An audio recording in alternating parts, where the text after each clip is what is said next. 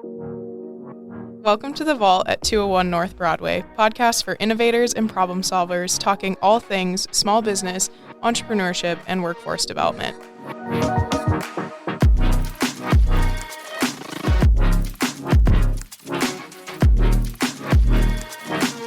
On today's episode of The Vault, we will be chatting with our host organization's executive director, Steve Arveschoug. Steve has served as the executive director of Big Sky Economic Development for the last almost 15 years and has had a hand in countless ideas, efforts, and projects that have made a huge impact on our community.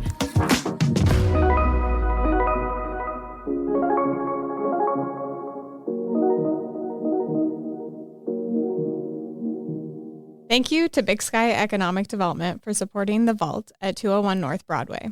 Big Sky Economic Development provides leadership and resources for business creation, expansion, retention, new business recruitment, and community development. So, Steve, welcome to The Vault, and thank you so much for joining us today. Before we dive into the work that you've done and continue to do at Big Sky Economic Development, or BSED as we like to call it, we would like to know more about your background and what eventually led you to this organization. So start from the beginning. Yeah, lots of questions right away. Well, first, thank you for having me on The Vault. You guys are like kind of famous out there. And We are so. I'm glad that I got to be a part of the show. So thank you very much for inviting me. I really appreciate that. It's kind of a mysterious place down here when you guys are recording, and you let me in on The Vault. So thank you. I appreciate it. The vault's where all the secrets are held. Where's the money? Where is the money? Yeah, where is I hear that question often. Let's Where's change the the money? topics. We'll move on to something else. Yeah, tell us about your upbringing and Oh my, how much time are these podcasts? How long? well, we know you can chat, so we're not going to give you a time because then you'll know how much to fill. Okay. Well, people ask me, where'd you grow up? Do you want the short version or the long Whatever version? version you want to give us. So I moved a lot as a kid. So usually the short version is I went to high school in Spokane. But I probably lived in 8 different communities before Spokane. Wow. Okay. So I lived in probably 8 different towns, several states prior to finishing middle school. Because military. No. No? My dad was in broadcasting, and then Oh. my dad also studied for the ministry, so it was interrelated to those two occupations. So for people who are really interested, what's the real story behind Steve? The real story is... Wikipedia doesn't give it to us all. I know. I was born in Hawaii, Oh, wow. on the island of Maui. That's cool. Yeah, Maui no Ko'oi, which means Maui is the best. But I was probably 3 when we left. And imagine this. What was my dad and mom thinking? Lived on the beautiful island of Maui, so nothing like today. So Kaanapali Beach, all that stuff. You see high rises. It was open. My dad used to go skin diving, like dive underwater with a spear gun. Oh, wow. Get a fish, bring it back for dinner. So, and he was a very accomplished swimmer and skin diver. And so that was native Hawaii at that time.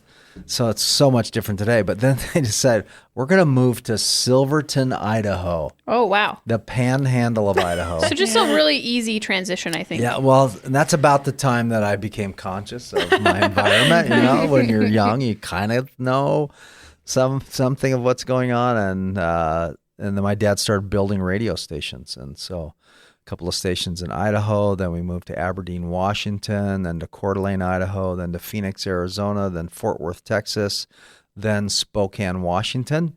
I graduated high school in Spokane, and I went, got a chance to go to college at Montana Tech in Butte. That's how I got to Montana, 1978.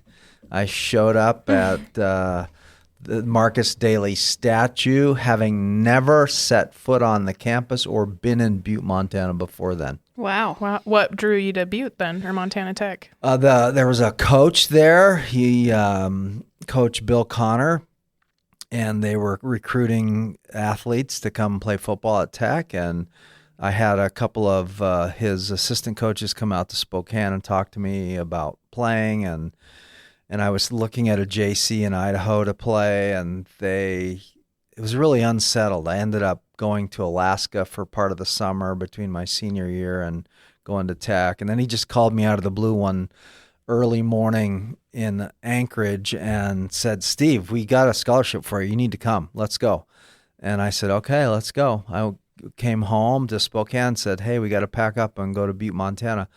Okay, here we go. My parents dropped me off. I tell an embellished kind of story about they just dropped me off and waved goodbye. I'm sure they helped me set Car up. didn't fully stop. No. It was a stop and roll situation. Exactly. Stopped They you just out, like pushed shut you me out. out in Butte, yeah. And the rest is history. So what did you study at Butte besides football and maybe other things that happen in Butte? I studied. I did. Evel Knievel days. I did Their study folk football. festival. I chased my wife around campus. Actually, she and I met when I was a junior, so she was a freshman. I tell people I fell in love with Montana and my wife on the campus of Montana Tech in Butte. I've never looked back since. That's awesome. And she's from Anaconda. She's from Anaconda, yeah. So you married a native. I married a native. Does that Montana count? native. I mean, Yeah. do I get points for that? We'll let you Yeah. in. Yeah, I why think is so. Okay. Well, technically, I'm just looking at how old I am. I've been in Montana longer than you guys. I mean, when you think about it. That's probably true. I consider myself, because I lived in Montana longer than I lived in New Jersey, so I think I'm a Montana native now. It kind of counts think after a so, while. yeah. Yeah. Yes, Kayla. Yep. So that's a little bit of my background. I graduated Montana Tech, and I needed a job right away. I had just gotten married. And so I went to work for a radio station in Butte, selling radio advertising and doing other things, and did that for a few years. And then my wife and I, the company that owned that radio station, the gentleman sold it, and I could stay there, or he bought another station in Colorado and said, "Hey, Steve, why don't you come down to Colorado? Let's keep doing this." And so that's what we did. That's how we got down to Colorado and lived in Colorado, had different things I did in my career and work in Colorado over the years. But we were there 23 years. Wow. And then came back to Montana just shy of 15 years ago. So other than the radio in Colorado, what did you do down there? So I did mostly radio that first good handful of years, and then I ran for the state legislature. Wow. One, So- I assume. You What's won that? I did. My first election was against an incumbent, and I was this young 27, I think, 27, 28 maybe, year-old young punk that thought he knew he was going to conquer the universe. And I said, I'm going to run against this guy. And so I did. And I won by 108 votes Wow. out of That's pretty almost close. 20,000 count. They had to do a recount. It was absolutely crazy. Yeah. Yeah. Just running for something like I'm that age. I can't imagine running for something like that. Putting yourself out there like that. It was a really interesting thing because I'm not overly, I can get up and talk, but I'm not overly flamboyant and I don't network really great. I do it because it's part of the work, but in politics, you could not be bashful. You just had to get out there and get connected. And I remember asking these community leaders in the town I was in Pueblo, "Hey, would you support my candidate?" And they probably looked across the table and go, "Who is this young guy? Why is he asking me for help?" I remember going to this one prominent, these two gentlemen that owned a car dealership together, and asking them like twice, "Can you support my campaign?"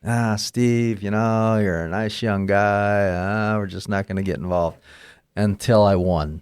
And then all of a sudden, they're like, yeah, that's all because we helped you out. Yeah, exactly. It's we think you're great now. And so What money do you need? No, just kidding. it was a hard work. I did something really crazy. So I don't know how much of this you really want, but you can edit this part out if you don't like it.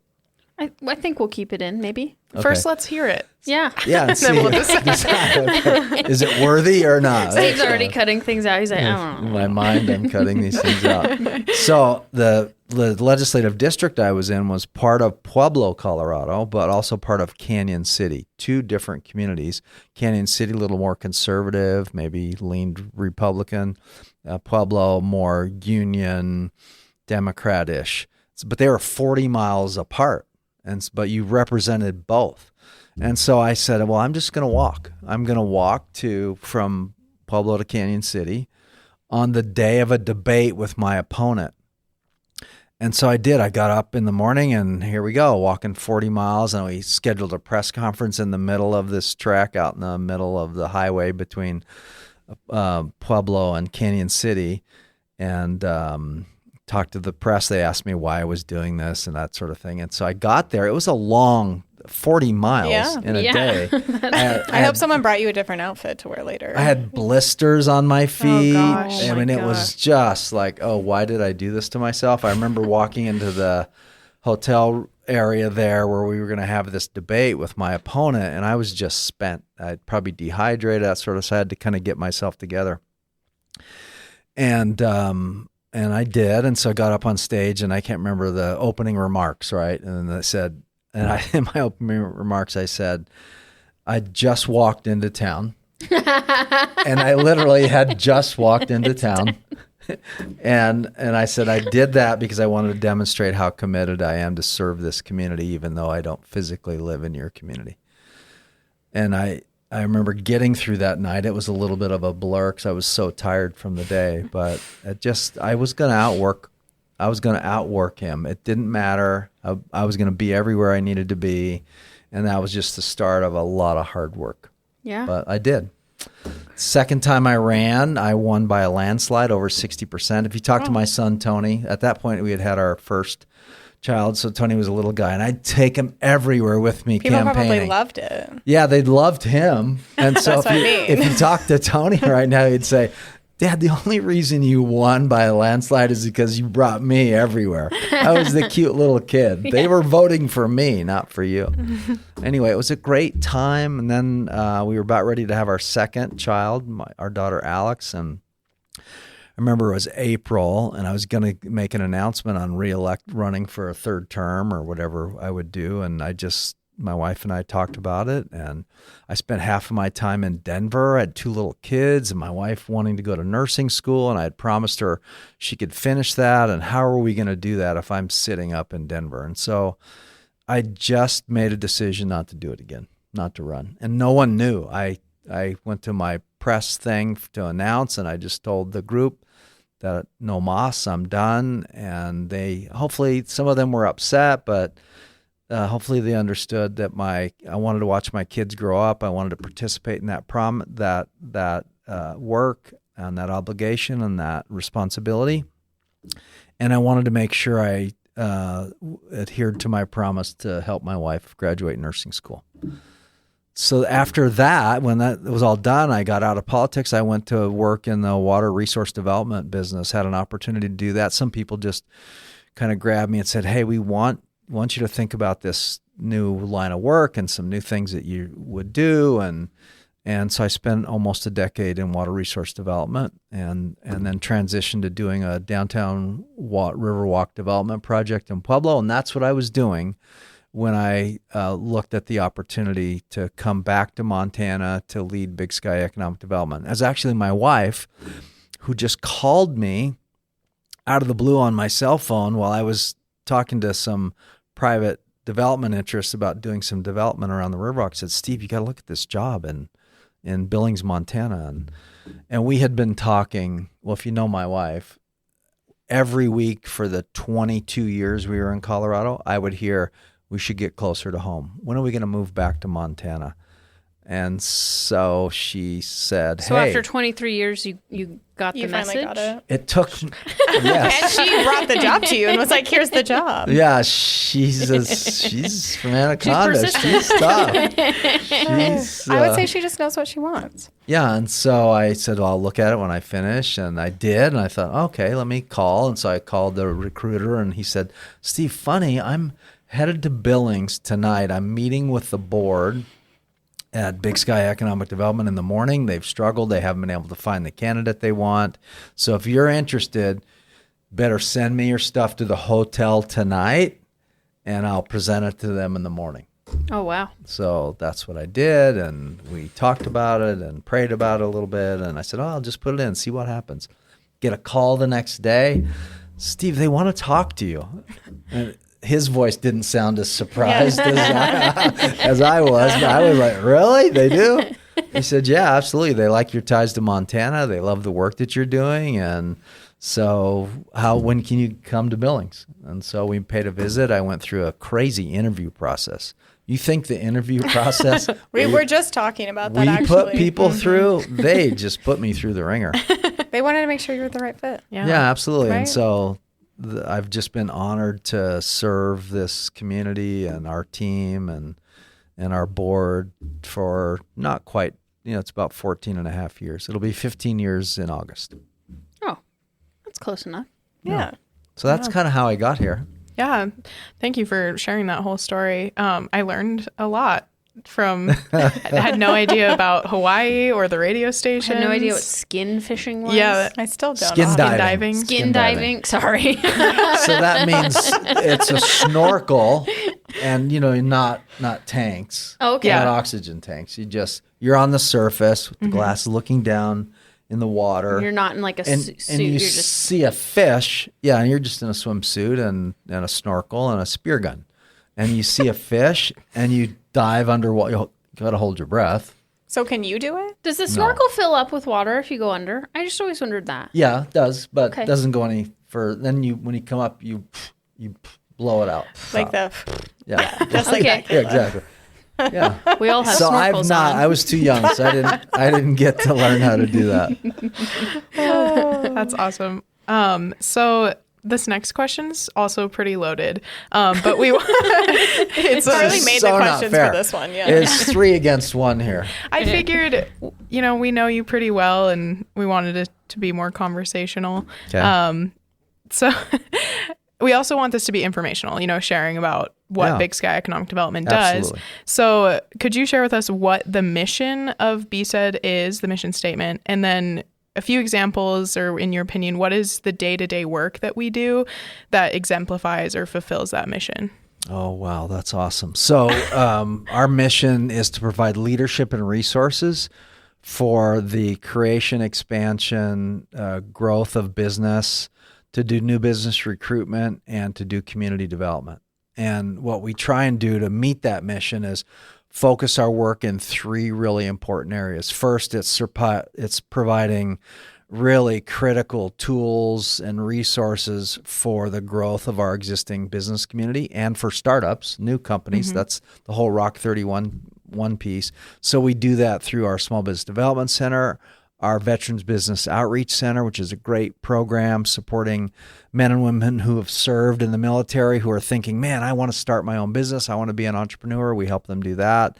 We have a Rock31 program. We have our Procurement and Technical Assistance Center program that helps companies who want to add to their portfolio of business by trying to contract and do business with the federal or state government. We do that. So a lot of Billings Works, all these resources we do to help our existing business community grow. So that's one bucket. The other bucket is new business recruitment. We want people to pay attention to what's going on economically in Billings and consider Billings a great place to expand or launch either a large-scale business. Could be a manufacturer, could be a tech-oriented company, could be related to our medical corridor, could be a Coca-Cola bottling facility, right? We're all excited about that. Very excited. So that's what we do in the recruitment world. We help those companies make a good decision about expanding, making new private investment in Billings. We bring resources to bear to accomplish that. Things like Coca-Cola, Rocky Vista University, our new 4-year medical school in Montana, all those things are recruitment related. And then community development. In order to grow economically, you have to have the infrastructure in place. You have to have a great quality of place as a community because that attracts talent. And when talent wants to be in your community, businesses then have the opportunity to grow. and businesses want to be where people are, and people want to be where there's a quality community. So that's the work that we do for community development. So over the years, I know since maybe when you started, even before that, and then since you've come on to Big Sky Economic Development, there's been additions of programs. Can you talk a little bit about why those programs were added, what needs they've met, and just that whole process of adding some of those newer programs into the scope of our work?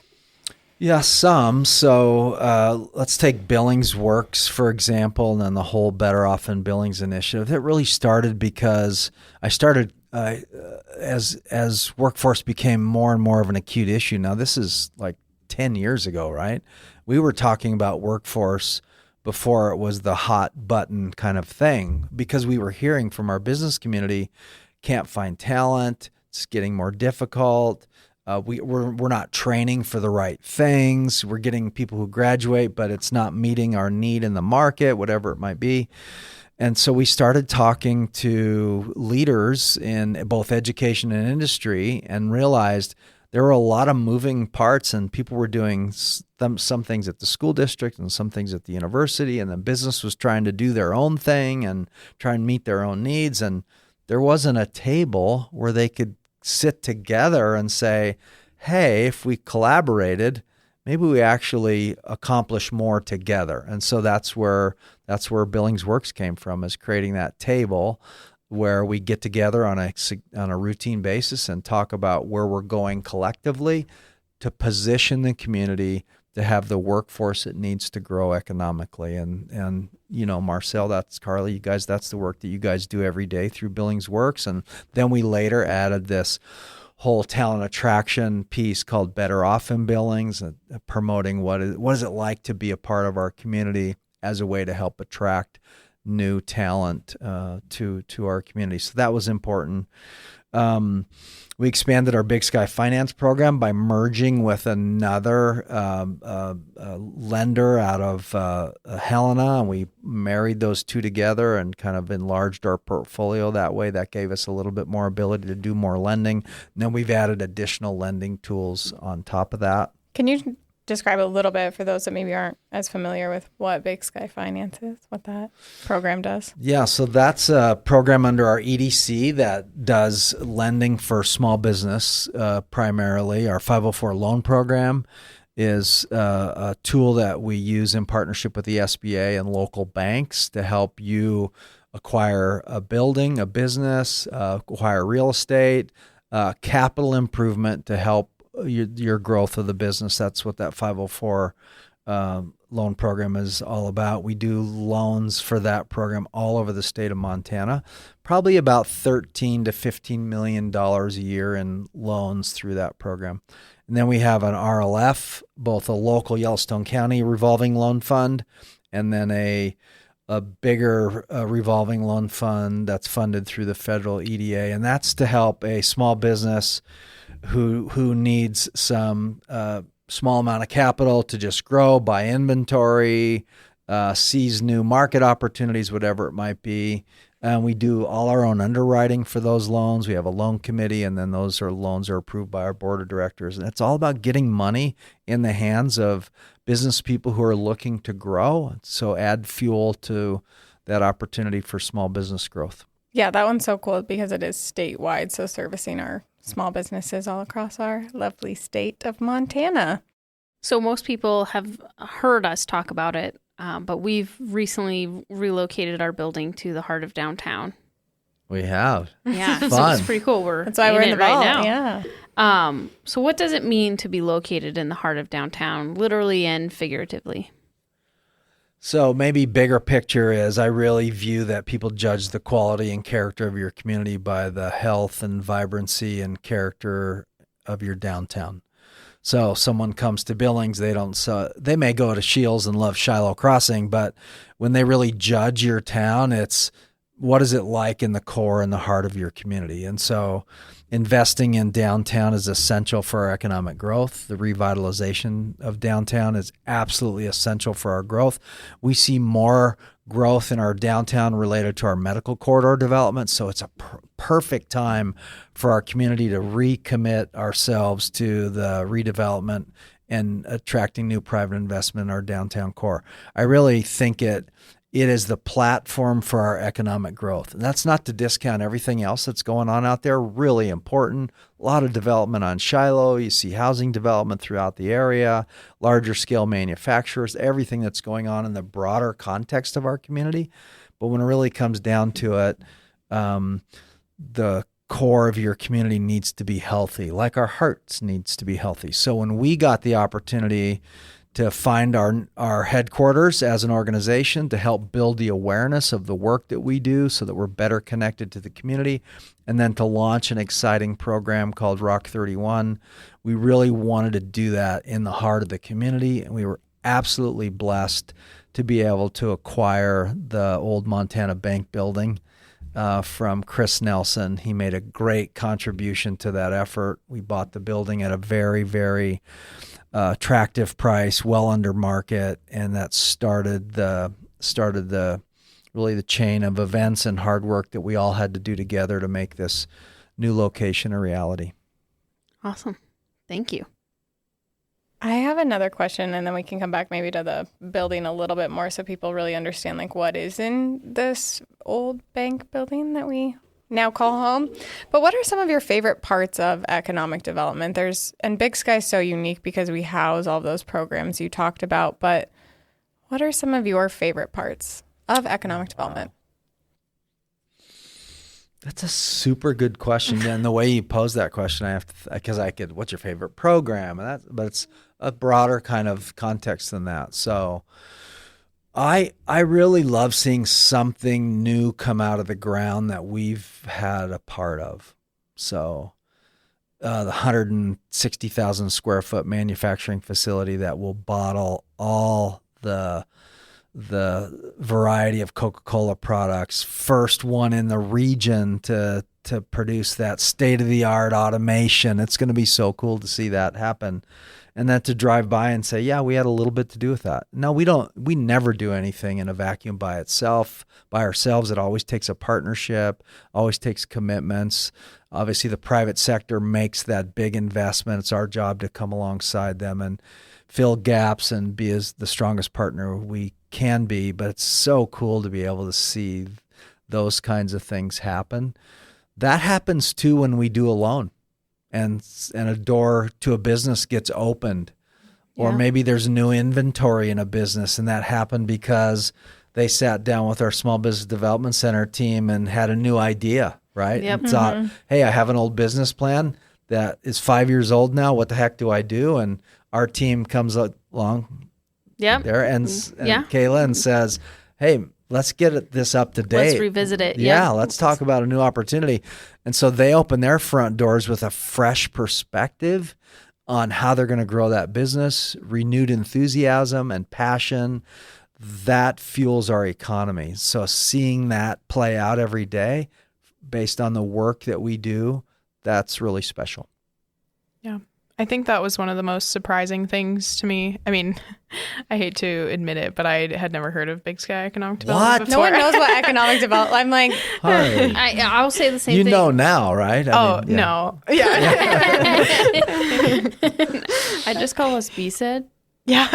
what does that mean? I just work here. Okay. I was very shocked how connected Big Sky Economic Development is. And I think that's one of my most favorite parts of the job is all the other organizations, other people that we get to help and just work with. I think it's like you said, we're not in a vacuum. We do so many projects and accomplish so many magnificent things in the Billings community because of that community aspect. We all come together to work together and get stuff done. Yeah, and some of it you don't necessarily see. So we talk about exciting, look at that.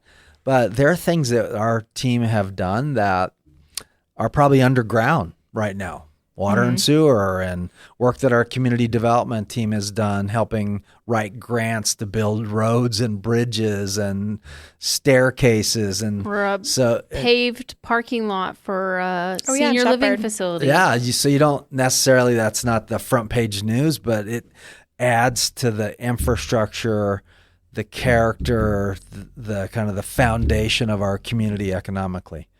What do we offer now in this space? And as you guys were planning this out, because it just didn't happen overnight, but that's so much different and the value add that it brings to the Billings community and downtown core. Yeah, we absolutely wanted to make sure we as a team had a modern space to do the business that we do and to become more visible and aware to the community that we serve.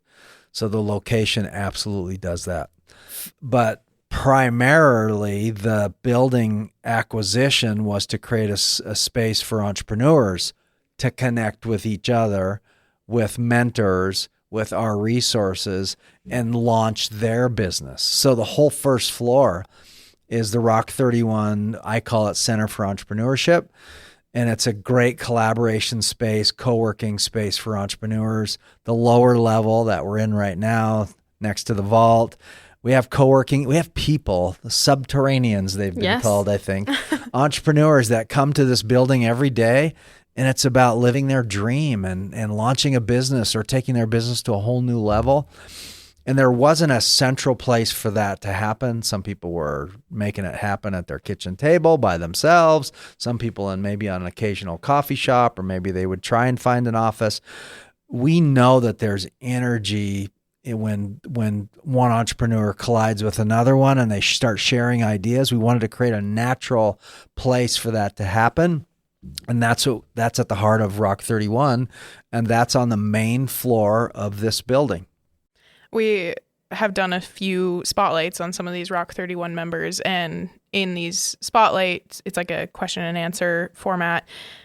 We ask, what are you most excited about for being a part of Rock31? And every single answer so far has been, I love being able to, like brush shoulders with other entrepreneurs and share ideas and, commiserate, or we're there to celebrate each other's wins. And a handful of them have also said that being an entrepreneur can be very lonely. You're doing it by yourself. And a lot of times, for cost savings and things like that, you're just in like your home, a home office. And so a lot of them have said how much they appreciate that they have a place to come to work, and also get back that sense of like having coworkers and sharing ideas and communicating. So I think it's been very powerful and super cool to watch come alive here in downtown.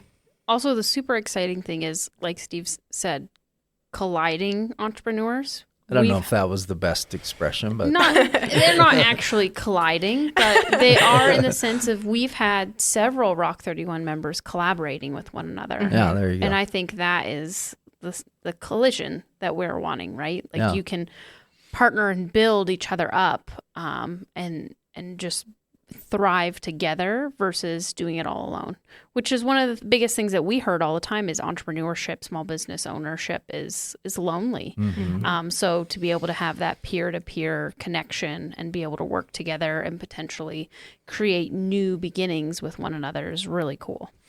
Yeah, and then for us to be here and be a part of that to the extent they need us, and be that resource on the third floor, but also integrated into whatever their needs might be. And we're still discovering how that fits and how it works and how often it needs to take place. But it's kind of cool that it can be in one place. So if they need, I need to talk to somebody about financing. Hey, Brandon's upstairs, and let's go up and see if we can get a little bit of his time to have a real live, real in-person conversation. And so us being here co-located, I think adds value as well. Yeah, and he has great snacks in his office, if anyone's wondering. He chocolate covered almonds snacks. to be specific, if anyone likes those. But he likes to lure us in with snacks. Oh, yes. But no one else is really like this in our region that has this kind of setup, right? So there's some other co-working spaces around. We actually looked at a ton. I mean, Kevin Scharf was on the road a lot talking to other entrepreneur centers and co-working spaces, what works, what doesn't. So we've really tried to learn from as many as we could. There's one in Helena and one in Missoula. There's some, but that have like resources like I think we're unique because we have the embedded resources in one spot. along with the co-working space for entrepreneurs. And when we got the large federal grant, $2 million, that's what we pitched them, is we're going to co-locate this so that it adds value both ways. And that's exactly what's happening. For folks who may not know this, if you haven't talked to them about it in previous episodes of The Vault. Such a radio voice. We're sold out. We have plenty of just open co-working space. So come on down. Yep. 8:00, show up. We'll sign up as a member. It doesn't cost you a lot, and you can hang out in our co-working space and get connected, participate in all the things that we do. But our dedicated desks and private office space actually have a waiting list. So if you want to come down, collaborate, please do. We're adding people to that community every day, community of entrepreneurs. But you got to get on a list if you want a private office or a dedicated desk. So it's going well. It's ahead of where I thought it would be at this time. And I just think it was so needed, came at the right time, had a lot of energy. You guys have worked so hard to just build brand awareness for Rock31 and what it means, what it looks like.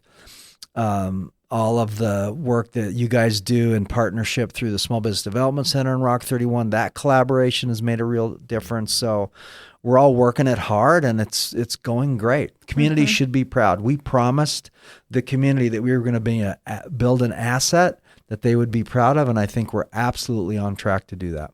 Yeah, and I think one other thing I'd add is we have a really great training space on our second floor that seats about 86 with capacity, but that's open to the community to utilize for trainings and events that they have going on, and then just other conference spaces that you can use if you do work at home and you love the work at home setup, but you want a more professional place to meet. We have you covered there too. Yeah, and we've mentioned many times that we have all these resources through our economic development programs here in the building. And, we offer things, the loans, we talked about small business funding. We offer government contract advising, veteran business advising. I'm going to forget one, but there's 9, Carly. I know there's a lot of programs, but the SBDC, which we have an episode where we interviewed Lorene Heinz, who is our regional director. And then of course, Kayla, one of our hosts, is a small business development center, as business advisor and training manager. So if you see any super cool trainings happening, say thanks, Kayla. Thanks, Kayla.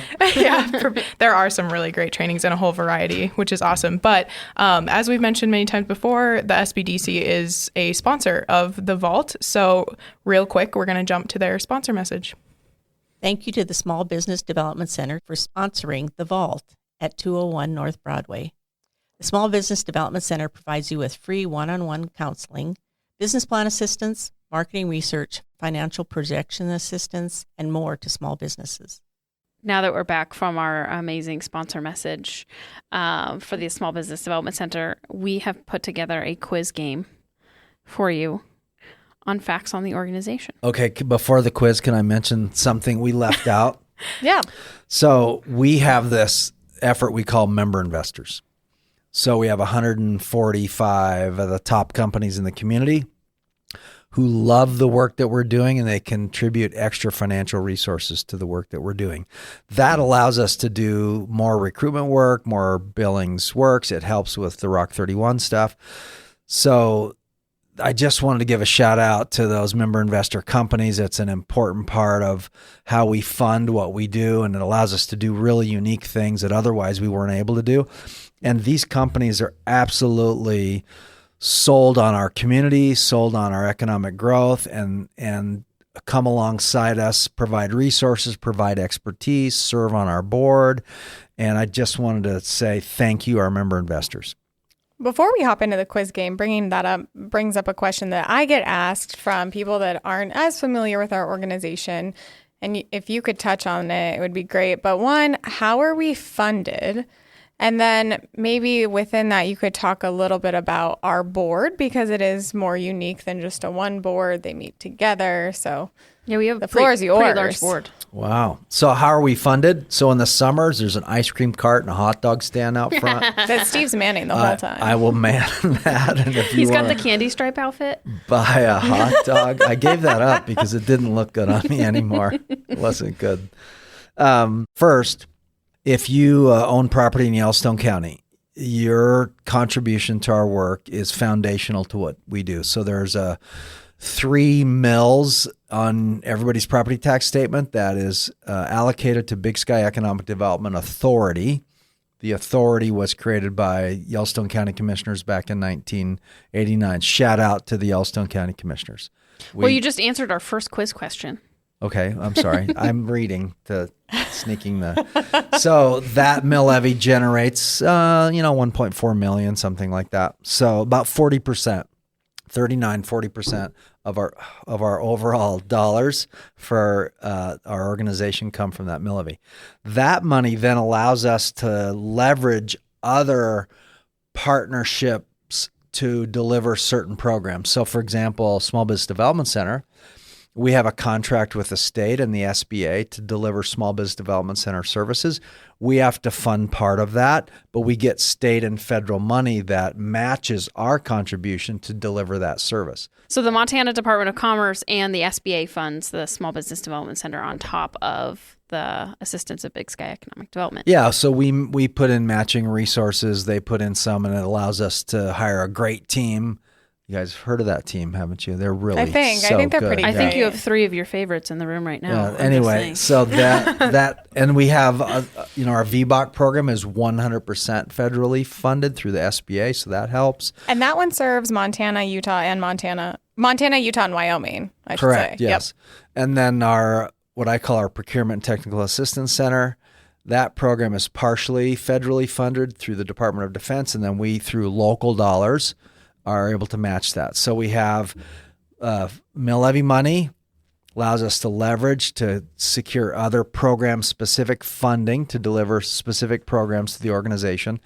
And then we generate money through our lending programs. We have origination fees and loan servicing fees that provides resources. And then lastly, our member investor contributions. So all that money pulled together is about $4 million a year. That funds the work that we do across both the EDA and the EDC sides of our organization. We are a public-private partnership. The EDA is the authority side, so quasi-governmental, created by Yellowstone County. And the EDC is a not-for-profit corporation that was created in 2002 to kind of come alongside so we could have a stronger connection to the private sector and really function more as a public-private partnership. Those boards come together and we meet, the board meets once a month, but it's a collective board, 11 EDA board members and 22 EDC board members, 33 board members, 1 board meeting setting policy, direction, strategy for economic development in our community. It's a great cross-section of business leaders and some civic leaders as well, helping to work with our team to set great strategy for our economic growth. Thanks for giving us some background information on I'm that. ready for the quiz. Okay. Okay. You're excited, nervous, biting at the bit. Is there a prize? No. Satisfaction is the if you get them winning. all correct. A sense of accomplishment. Yeah. Okay. A Dasani Cheeto bottle puff? of water. We're just naming things around you right now. So 3 of the questions have to do with our organization, and Okay. 2 of them are just random Montana-related questions. Funsy How questions. exciting. And like Kayla said, you sort of kind of hit on the first question. But Kayla, will you go ahead and ask that first one? Absolutely. What year was Big Sky Economic Development Authority established, and what was its former name? When it was first established, it was called the Montana Trade Port Authority, and it was created in 1989. Awesome. Wow. Point to Right Steve. on the money. Marcel, do you want to That's ask the... 1 Cheeto for me. One Cheeto. We could do like a clapping noise. I guess I should say they're not Cheetos. They're Aunt Annie's cheesy puffs. Gluten-free. Okay. Gluten-free. From They're Costco. delicious. Delicious. Sounds like you really like those. So, I bought 2 Costco bags just last night. so good. all right. What's the Okay. next quiz question? Name 6 out of the 9 counties that the Billings SBDC serves. Oh man, this is going to be hard. County would be hard, yeah. Yellowstone, Carbon. Are we in That's a weird Stillwater? Yeah. Yep. Okay. 3 so more. There's 3. Dang. Bighorn. Uh-huh. I think I'm tapped out. You have to try for 2 more. Oh, come on. Treasure. No. Nope. No, I'm just kidding. Okay, I'm done. How did I miss? So you listed Yellowstone, Bighorn, Carbon, and Stillwater. Yeah. Marcel, what are the remaining ones? Petroleum, mussel shell, Oh, mussel shell. Yes. sweetgrass, wheatland, and Golden Valley. Okay. That's a It's good okay. question. Maybe, That's a good we question. have a really cool map on our Big Sky Economic Development website that does show you, because we have multiple programs that serve a lot of different regions within the state and the just surrounding areas. So you can check out that really cool map. Okay. Yeah. I'll give my Cheeto back now since I failed No, on that You question. can keep the Cheeto. Okay. How many total Space to Place, which is one of our community development programs, how many total Space to Place projects have been funded since the grant program's first year in 2018? 28. Did you just throw that up? Yeah. It's actually 32. I was have been close. funded. That was Yeah. close. That was pretty close.